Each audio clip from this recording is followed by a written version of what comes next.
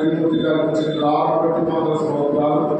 అది ప్రభావ మరి కిలోమీటర్గా నాయన ఓఎన్టీసీలో పెట్టడానికి కూడా సహాయం చేయండి. ప్రభావ వీటి యొక్క అవసరాలన్నీ కూడా తీర్చండి. అలాగే మా ప్రియ సోదరులు తిరుపతి గారు మీడియాను బట్టి లోయతో అమృతాన్ని వరకు ప్రార్థిస్తున్నాం. మీడియాలో కూడా సమకూర్చారు. ఉదయకాలంలో ఎన్నో కార్యాలు చేయడానికి తిరుపతి గారికి ఆయన వీళ్ళకు సహాయం చేశారు. జాబ్స్ ఇంకా తండ్రి ఆయన ఉద్యమ సుధాకర్ అలాగే అప్పుడు ఆయన తండ్రి ఆరోగ్యం కొరకు ప్రార్థిస్తున్నాం. అచ్యుకుమార్ కొరకు ప్రార్థిస్తున్నాం. జ్ఞాపకం చేస్తున్నాం.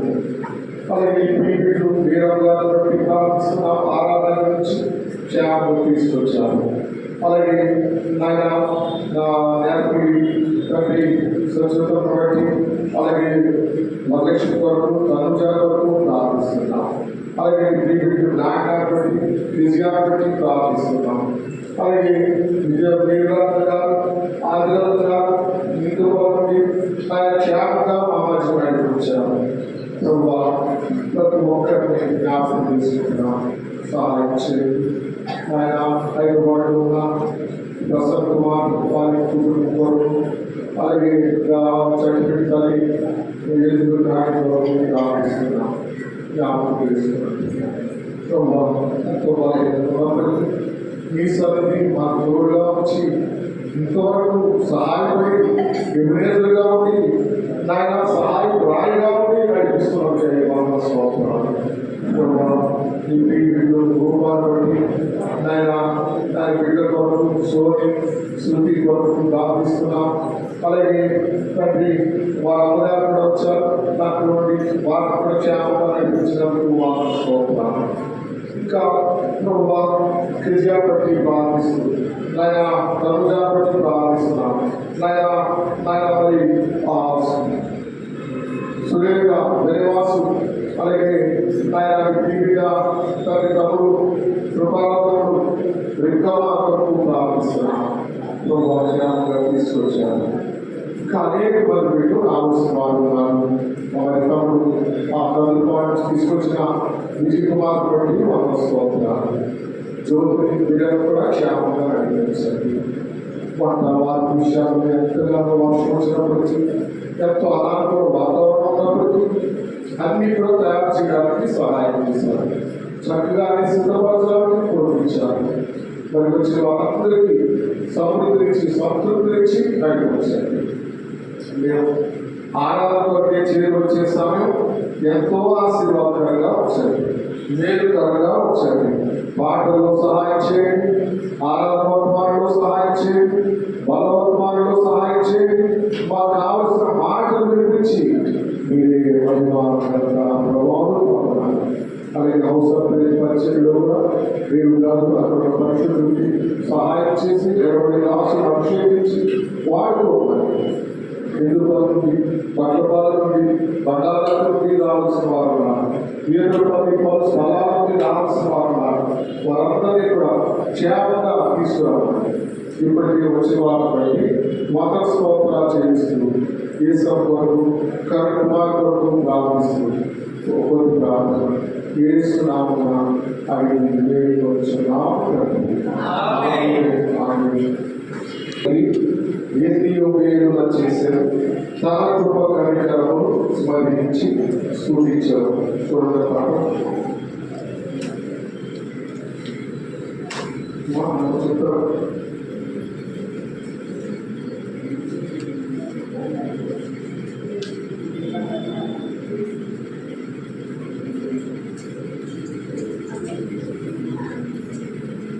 ఏడు వందల ఎనిమిదో పాఠం.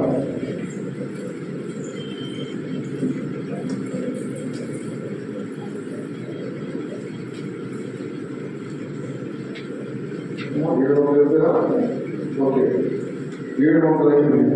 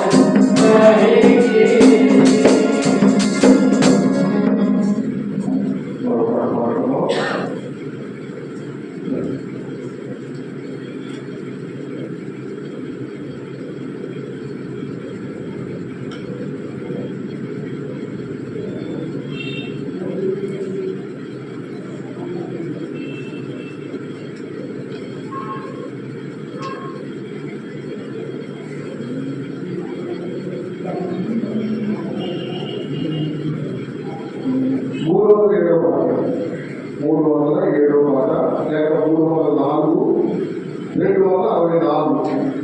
యేసు శీఘ్రము కావచ్చు, ఆశతో కనిపెట్టుడి.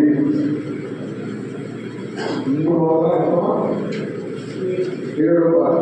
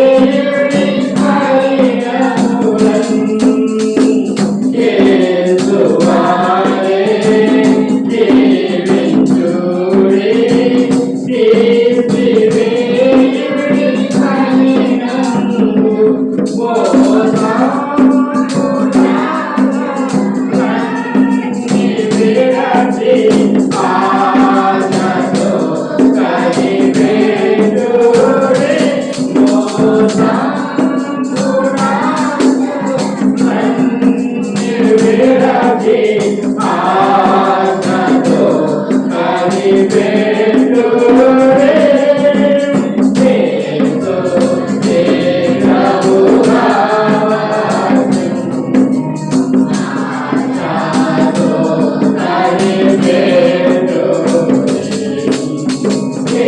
యేసు శీఘ్రముగా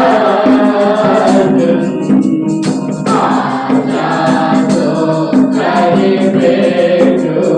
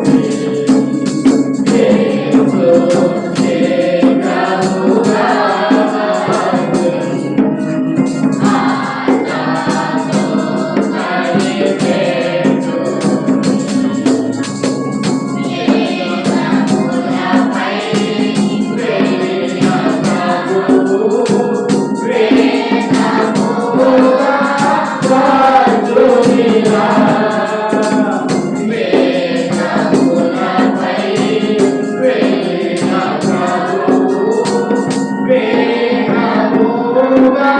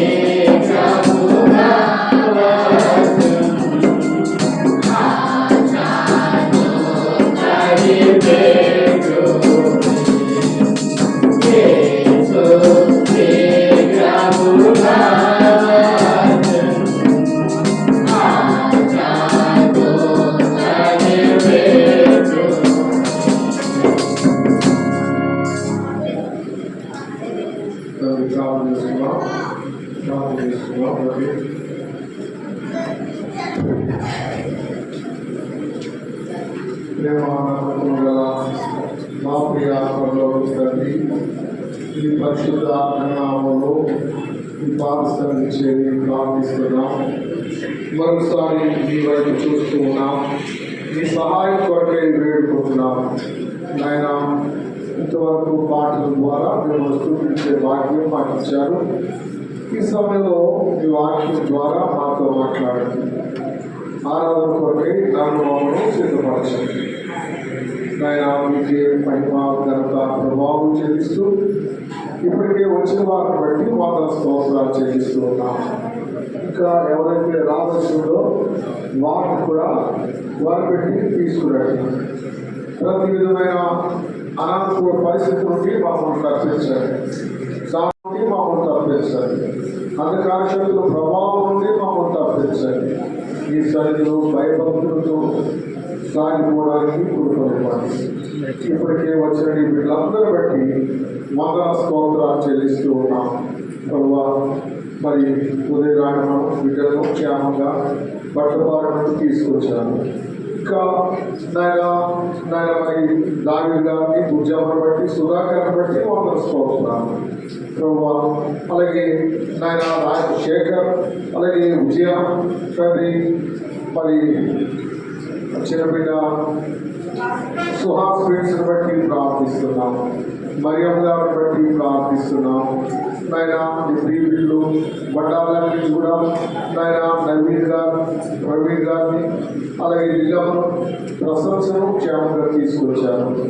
అలాగే తమ్ముడు నాయన మరి మంట పెట్టిన వేడిగా పరిచయం కొరకే దాన్ని జ్ఞాపకం చేసుకోవాలండి.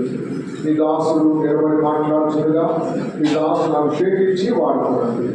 వాతావరణం కూడా కొంత నేను అనుకోపించినందుకే వాదన స్తోత్రాన్ని రావాల్సిన వీళ్ళందరినీ క్షేమంగా తీసుకొచ్చారు.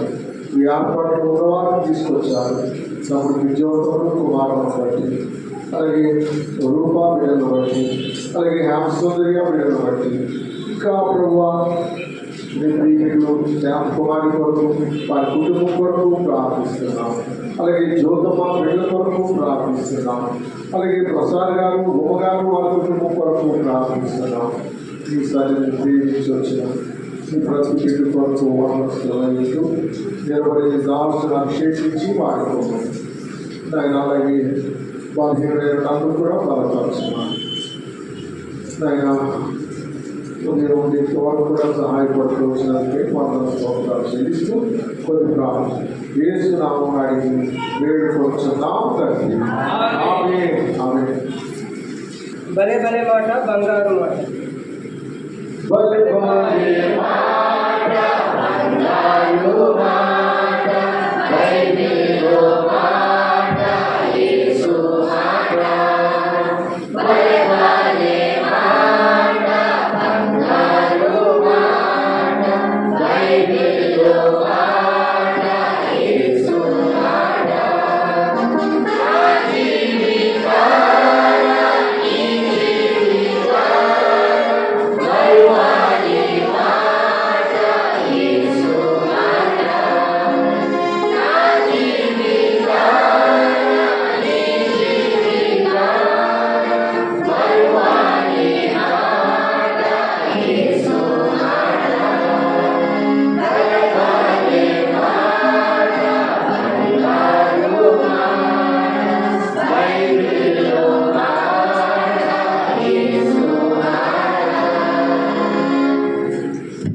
మన ఆరాధనలు గంటకు ముందుగా 116 కీర్తన 116 కీర్తనతో మార్చి తెలుసుకుంటూ ఉన్నాం.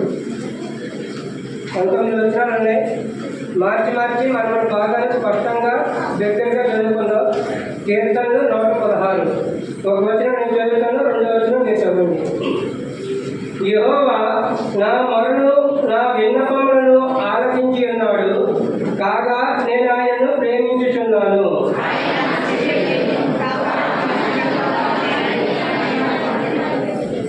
మరణ బంధములు నన్ను చుట్టుకొని ఉండెను, పాతాళపు వేదములు నన్ను చుట్టుకొని ఉండెను, శ్రమయు దుఃఖములు నాకు కలిగెను.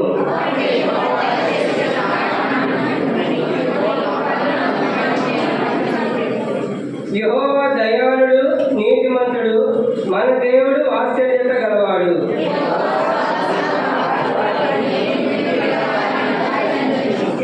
నా ప్రాణమా, యెహోవా నీకు క్షేమం విస్తరింపజేసి ఉన్నాడు, తిరిగి నీ విశ్రాంతిలో ప్రవేశించుము.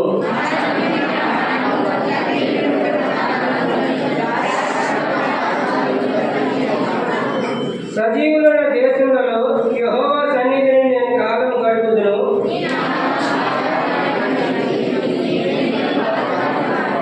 నేను తొందరపడిన వాడనై ఏ మనుషులను నమ్మదగిన వాడు కాడనుకుంటుని.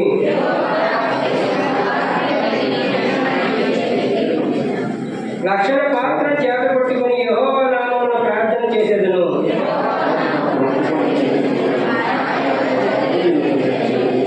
యెహోవా భక్తుల మరణము ఆయన దృష్టికి విలువ కలది.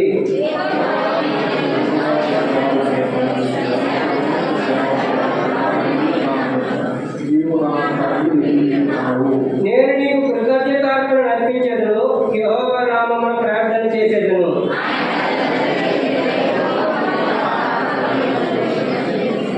యెరూషలేమా, నీ మధ్యను నేను యెహోవాకు నా మొక్కుబడులు చెల్లించెదను, యెహోవాను స్తుతించుడి. దేవుని సహాయపడి చిన్న ప్రార్థిస్తున్నాను.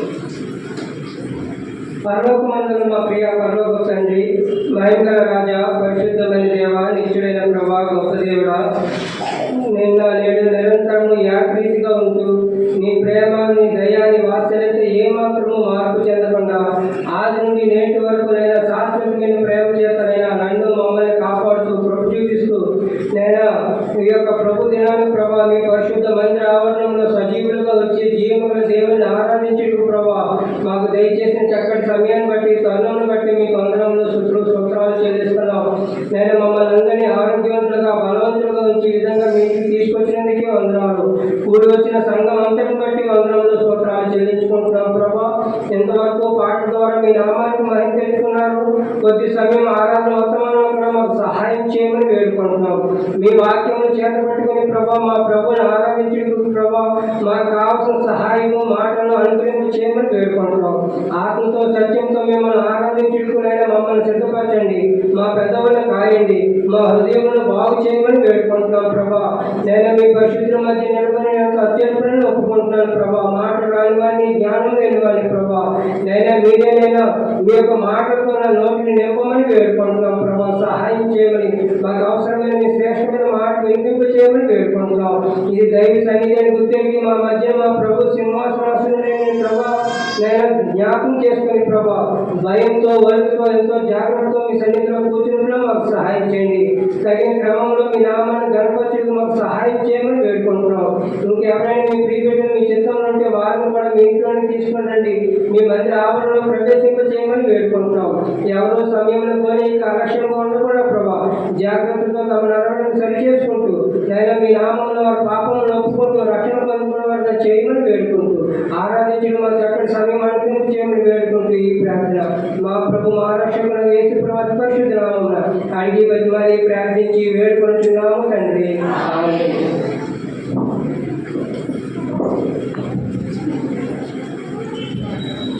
ప్రభువుని మా రక్షకుడైన యేసుక్రీస్తు మీ అందరికీ శుభవందనాలు చెప్పుకుంటానండి. అందరికీ ప్రైజ్ లార్డ్. దేవుడు మనల్ని ప్రేమించి మరొక దినం దయచేసి ఈ విధంగా దేవుని ఆరాధించే భాగ్యము మనకి ఇచ్చినాడు కాబట్టి ఇప్పుడు మనం ప్రభుని ఆరాధించవలసిన వారంగా ఉన్నాం. మనం 116వ కీర్తన 12వ వచనం ఉంటుంది. యెహోవా నాకు చేసిన ఉపకారములన్నిటికీ నేను ఆయనకి ఏమి చెల్లించేదను. రక్షణ పాత్రను చేతపట్టుకుని యెహోవా నామమున ప్రార్థన చేసేదను. యెహోవాకు నా మొక్కుబడులు చెల్లించేదను.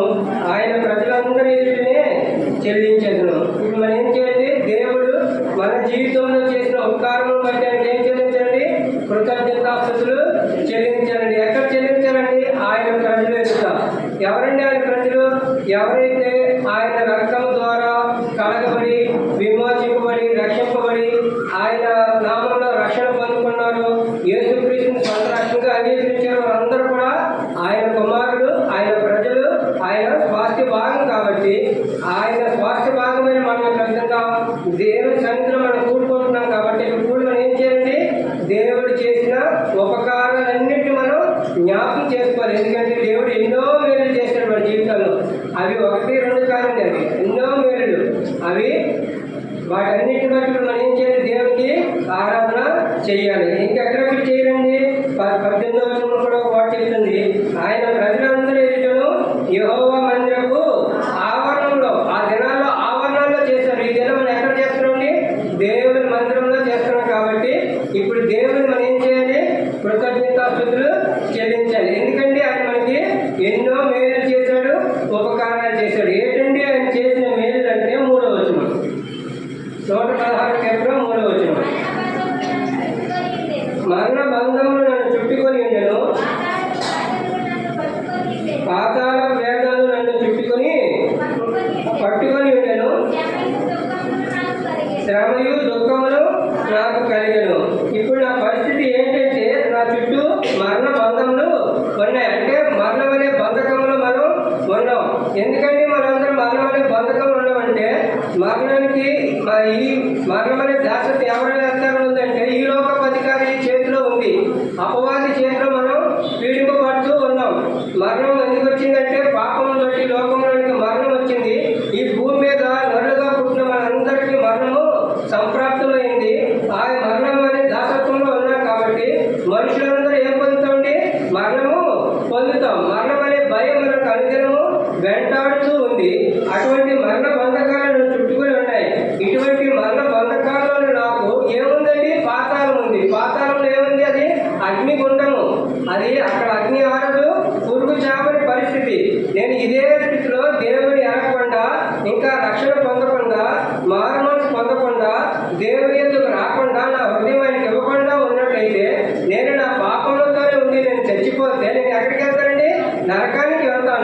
కానీ వీటన్నిటిలో నుండి దేవుడు నన్ను ఏం చేశాడండి? 8వ వచనం,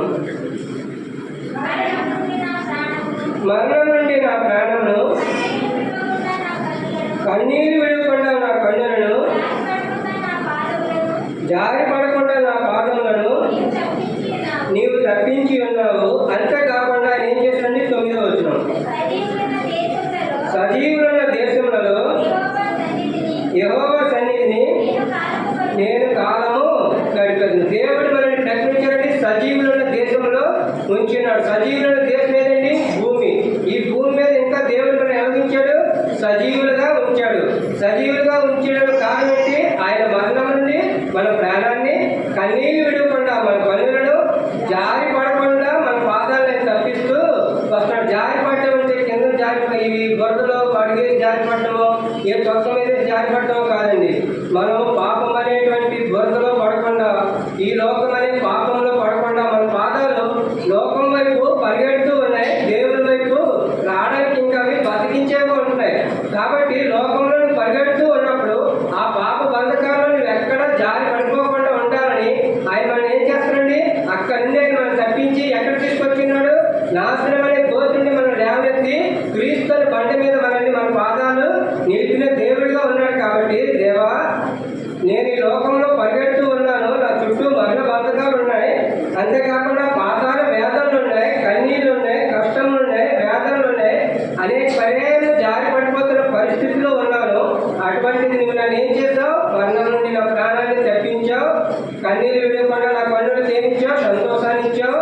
అంతేకాకుండా పాపంలో జారి పడిపోకుండా నా పాపం నుండి నన్ను ఏం చేస్తున్నావు? తప్పిస్తూ వస్తున్నావు. కాబట్టి నీకు వందనాలని దేవునికి ఏం చేయాలి? ఆరాధన చెయ్యాలి.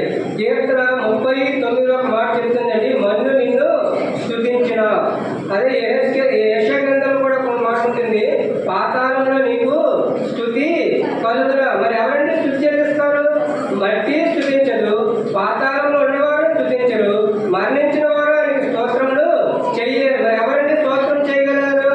ఎవరైతే ఆయనలో జీవం పొందుకున్నారో, ఎవరైతే ఆయనలో జీవం పొందుకున్నారో, ఆయన నామంలో రక్షింపబడ్డారో వారు మాత్రం ఇప్పుడు ఏం చేస్తారంటే దేవునికి ఆరాధన చేస్తారు. అందుకే దేవా, నీవు చేసిన ఉపకారంలో నేను దేవుని మరువను. ఇప్పుడు నా జీవితంలో చేసిన మేలన్నీ కలిపోసుకొని నేటి వరకు ఈ విధంగా సజీవులుగా నేను కాపాడావు, సజీవులైన దేశంలో ఉంచావు. అంతేకాకుండా జీవము గల దేవుణ్ణి, జీవము గల దేవుని సంఘంలో ప్రార్థించడం కొరకు నాకు జీవం ఇచ్చి నడిపించావు. కాబట్టి ఇప్పుడు నేను ఏం చేస్తాను? నా నోటితో మిమ్మల్ని స్తుతిస్తూ ఉంటాను, నేను మౌనంగా ఉండను. మీరు చేసిన ప్రతి కార్యాన్ని బట్టి నేను మీకు ఆరాధన చెల్లిస్తాను. అయితే ఇప్పుడు మనం దేవుడు ఏం చేయాలనుకుంటున్నాడు? ఆయనకి స్తుతి కలిగించాలనుకుంటే అయితే మళ్ళీ స్తుతించదు, పాతాళంలో స్తుతి కాదు. మరి ఎవరండి? సజీవులే ఆయన్ని ఆరాధిస్తారు. సజీవులు ఆరాధిస్తారంటే ఇప్పుడు మనం ఏం పొందుకోవాలంటే జీవము పొందుకోవాలి. మనం జీవం పొందుకోవాలంటే మరి ఎవరి యొద్దకు రావాలి? జీవములకు అధిపతి అయిన దేవుని యొద్దకు రావాలి. ఎందుకంటే యోహాను సువార్తలో మాట ఉంది, నా మాట విని నన్ను పంపిన వారి మీద విశ్వాసం ఉంచేవాడు మరణంలో నుండి ఎక్కడికి వచ్చాడండి? జీవంలోనికి వచ్చి ఉన్నాడు. అంటే ఎవరైతే ఆయన యొక్క మాట, ఎప్పుడైతే దేవుని సువార్త మనకు వినబడుతుందో, ఆయన చెప్పిన మాటలు మనం వింటున్నామో, ఆ మాట విని ఆయన ఎందుకు ఏమొచ్చారండి? విశ్వాసం ఉంచితేనే. కానీ అనేకులు ఏం లేదండి, విశ్వాసము లేదు, ఇంకా విశ్వసించకుండా వస్తున్నాం, ఇంకా దేవుని సొంత రక్షణగా అంగీకరించకుండా వచ్చి వెళ్ళిపోయే వారంగా ఉంటున్నాం. కాబట్టి మనందరం ఇప్పుడు జీవంలో చేయకపోతున్నాం, మనం మరణంలో చేస్తున్నాం. మనకి జీవ సువార్త, నిత్య జీవం గురించిన వర్తమానాలు మనకి వినిపింపబడుతున్నాయి. కానీ ఇంకా మనం ఏం చేయలేకపోతున్నాం? దేవునికి మన హృదయాలు ఇవ్వలేని వారంగా ఉంటున్నాం. ఒక మాట చూసుకుందామండి.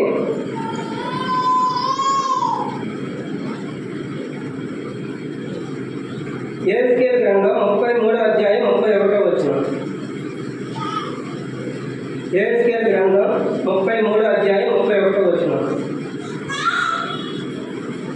నా జనులు రాదగిన విధముగా వారి నీ యొద్దకు వచ్చి నా జనులైనట్టుగా నీ ఎదుట కూర్చోండి, నీ మాటలు విందులు కానీ వాటిని అనుసరించి ప్రవర్తింపరు. వారి నోటితో ఎంతో ప్రేమ కనుగొలుచుదురు, కానీ వారి హృదయము లాభమును అపేక్షించుచున్నది. ఇక్కడ ఏంటండి? మనందరం ఎక్కడికండి? దేవుని మందిరములకు వస్తూ ఉన్నాం, ఆయన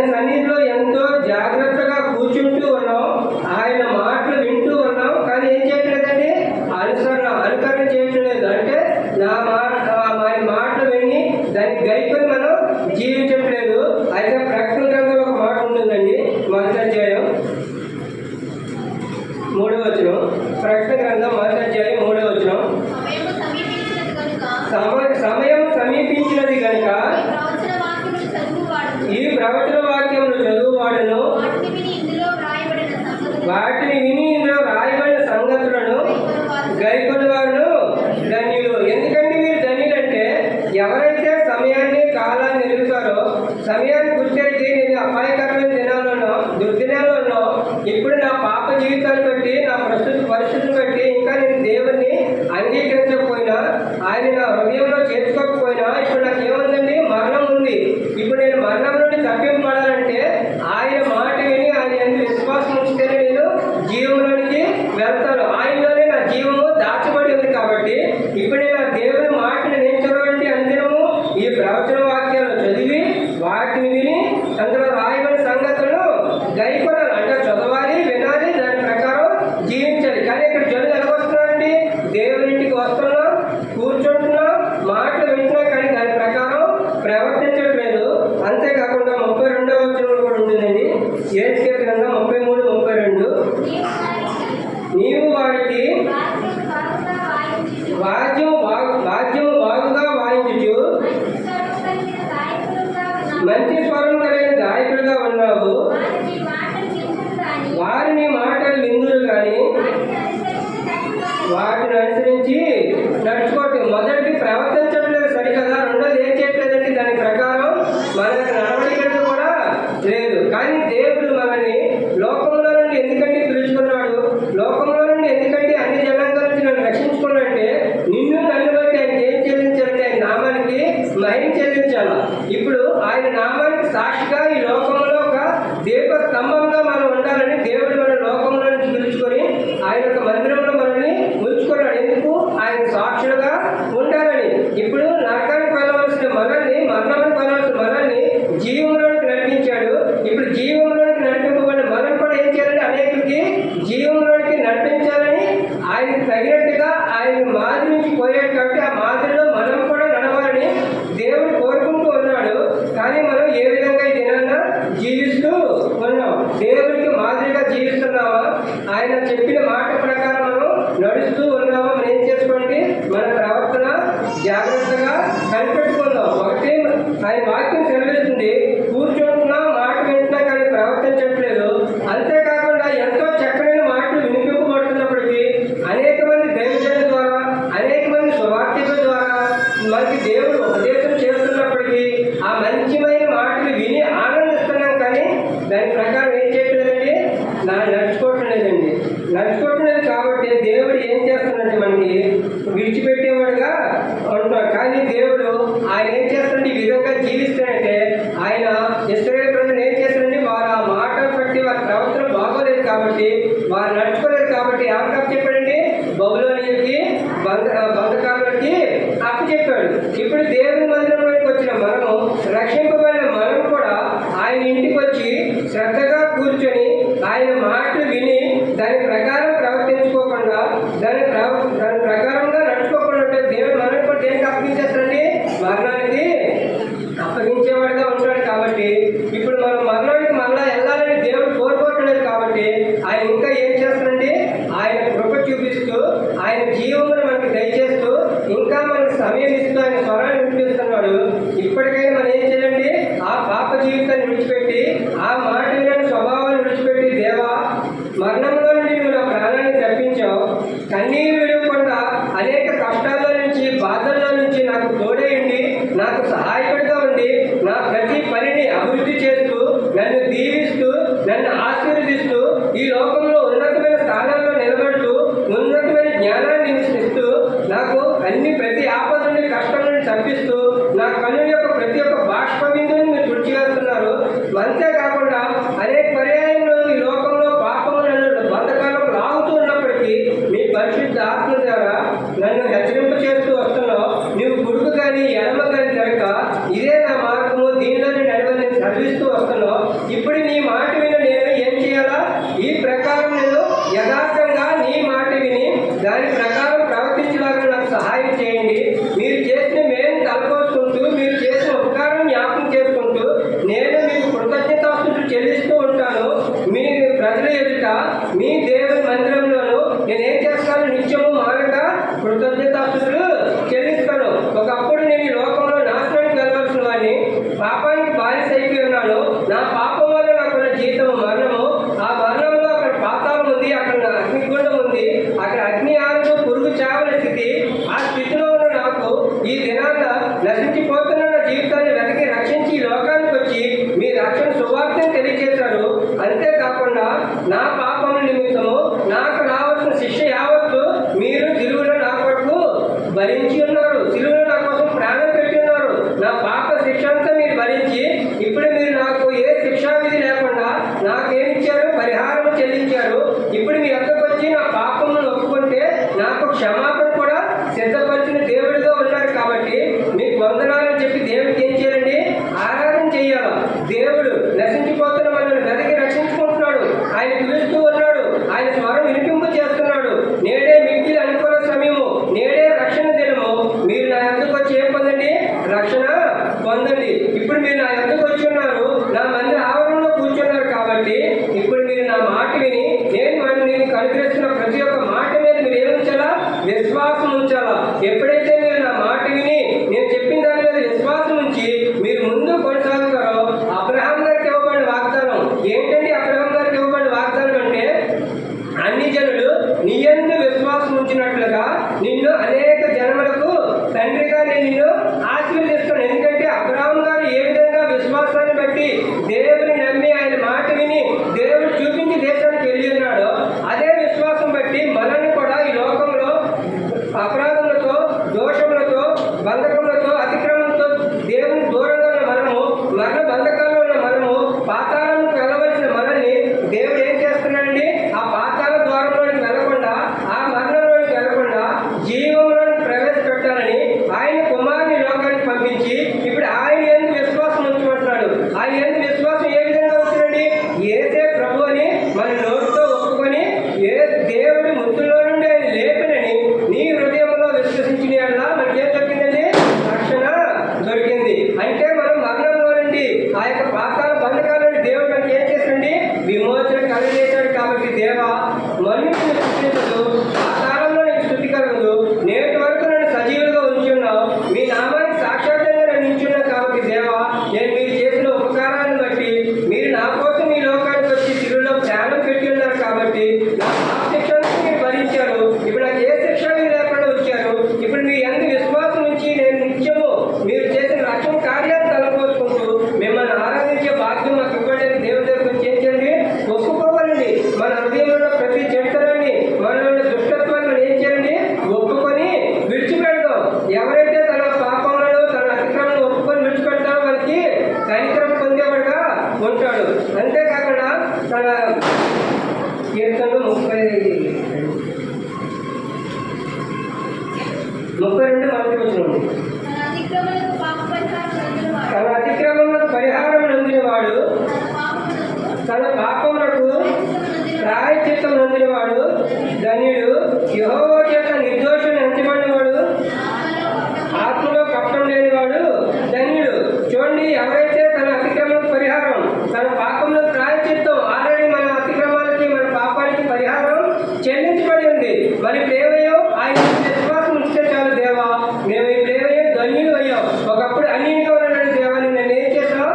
అన్ని ధన్యుడిగా చేసావు. కాబట్టి మీకు వందనాలు ప్రభా. మీరు చేసిన రక్షణ కార్యాన్ని చేతపట్టుకుని, ఈ రక్షణను చేతపట్టుకుని దేవా, నేను మీకు ఏం చెల్లిస్తున్నాను? కృతజ్ఞతాస్తుతులు చెల్లిస్తాను.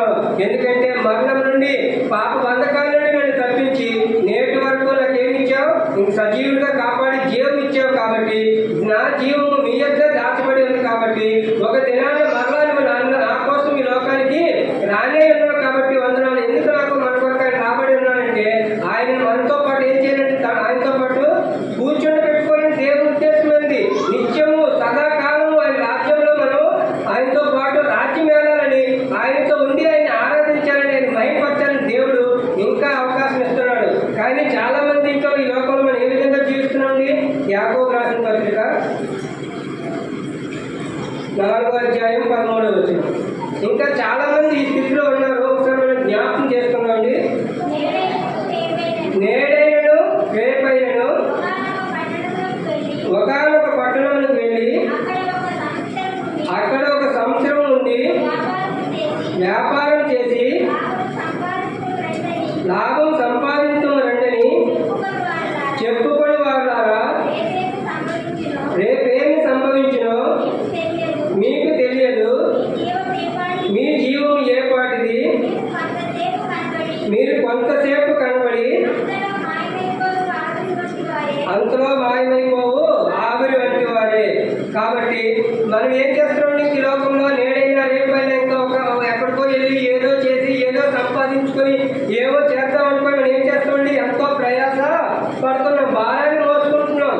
కానీ దేవుని వాక్యం సెలవిస్తుంది, రేపేమి సంభవించినా మీకు తెలియదు. కాబట్టి మీ జీవం ఏ పడుతుందో మీకు తెలియదు. మీరు కొంతసేపు కనబడి అంతలో మాయమైపోయే ఆవిరి వంటి వారు. ఒకవేళ దేవుని తీర్పు నేడే వచ్చిందనుకోండి, ఇప్పుడు ఎక్కడి నుండే దేవుని తీర్పు మొదలైతే, దేవా నేను నీతో పాటు ఎత్తబడతానని విశ్వాసము నిరీక్షణ మనకు ఉందా లేదా? మనం ఏం చేసుకుందాండి? జ్ఞాపకం చేసుకుందాం. ఇంకా మనం ఏం సంపాదించుదామా, ఏం తిందామా, ఏం త్రాగుదామా, ఏం ధరించుకుందామా అని ఆలోచన చేస్తున్నామేమో. లేకపోతే కొంతమంది నా ప్రాణమా తినుము త్రాగుము సుఖించుము అని ఆలోచన చేస్తున్నారేమో. దేవుని వాక్యం సెలవుతుంది, నీ జీవము ఏ పాటిది? ఎంతలో కనబడి ఎంతలో మాయమైపోయి ఆవిరి వంటి వారు మనం, ఎండిపోయిన ఆకు వంటి వారు. కాబట్టి నీటి పొక్క వంటి నీటి చుక్క వంటి మన జీవితం, గొడవ వంటి మన జీవితం. అది పేరుకోకముందే, అది ఆవిరి అవ్వకముందే మనం ఎవరిని జ్ఞాపకం చేసుకోండి? మన సృష్టికర్తను జ్ఞాపకం చేసుకోవాలి. ఇంకా ఇక్కడ ఈ విధంగా నువ్వు ఆలోచన చేసావనుకో ఎక్కడికి వెళ్తావండి? నరకంలోకి వెళ్తావు. కాబట్టి నువ్వు ఈ విధంగా ఉండకూడదు. అది మనం ఏం చేయాలండి? ప్రసంగి గ్రంథం 12వ అధ్యాయం మొదటి వచనం. ప్రసంగి 12 మొదటి వచనం. దుర్దినములు రాకముందే ఇప్పుడు వీటి యందు నాకు సంతోషం లేదని నువ్వు చెప్పు సంవత్సరంలో రాకముందే తేజస్సులకు సూర్యచంద్ర నక్షత్రములకు చీకటి కమ్మక ముందే వాన వెలిసిన తర్వాత మేఘములు మరలా రాకముందే నీ బాల్య దినములందే నీ సృష్టికర్తకు స్మరణకు తెచ్చుకోను. ఎందుకంటే నీ సృష్టికర్తకు స్మరణ తెచ్చుకోమని సెలవిస్తున్నానంటే 12వ అధ్యాయం 7వ వచనం. మన్నైనది వెనుకటి వల్లే మరలా భూమికి చేరు, ఆత్మ తాను దయచేసిన దేవుని యొక్కకు మరలా పోవును.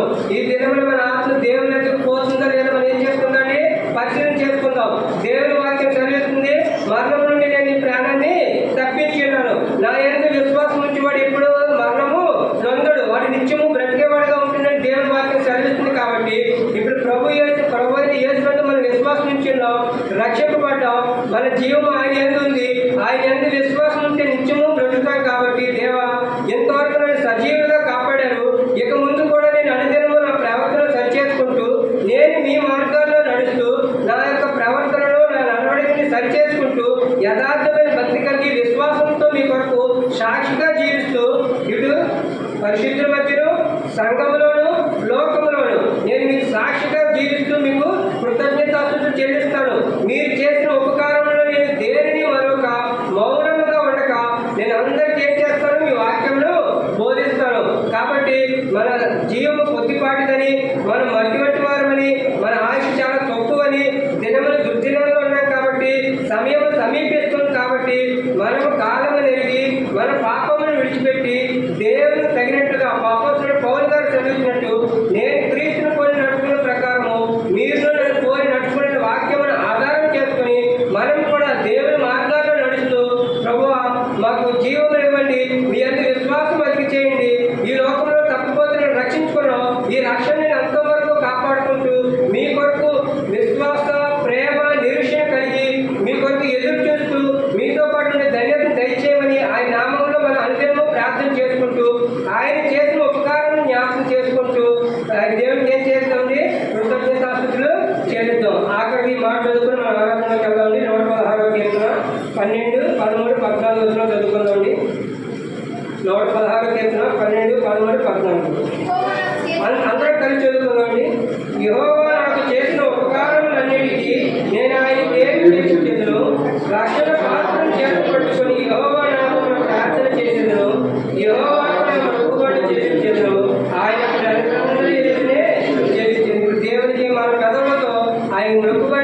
ఆయన నామాన్ని కీర్తించలాగా దేవుడు తన ఆత్మతో మనం నడిపించిన గాక.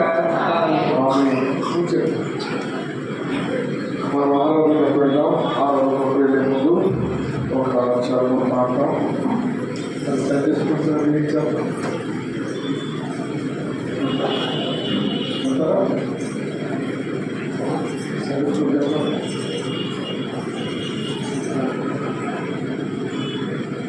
మాట్లాడిన తర్వాత సండే స్కూల్ పెడతారు. ఉదయాన్ని ఆలోచించి త్వరగా మరి ఆ సండే స్కూల్ పరిచయం చూసి మన పైకి వస్తారు. త్వరగానే మనం మన కార్యక్రమం కూడా త్వరగా ముగిస్తున్నాం. ఒక చరణ పాఠం. నా ప్రాణమా నా సర్వమా ఆయన పరిశుద్ధ నామమునకు సదా స్తుతులను చెల్లించున్నాం. మరొకరు ఆయన మేలు. నా ప్రాణ